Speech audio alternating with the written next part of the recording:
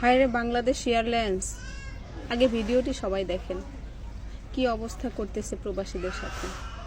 Dhaka to Dubai.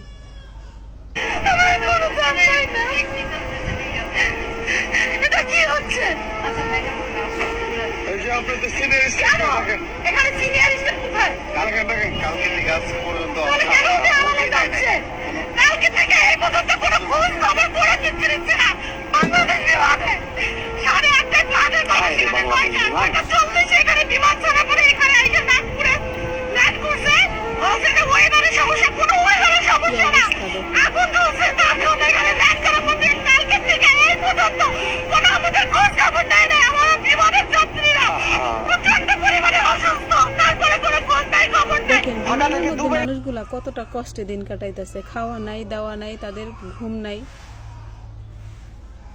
যদি কোনো সমস্যা থাইকা থাকে বিমানে, তাহলে যাত্রীগুলারে নামাইয়া কোন এক জায়গায় সেভে রাখুক, সেভ রুম থাকলে সেভে রাখুক।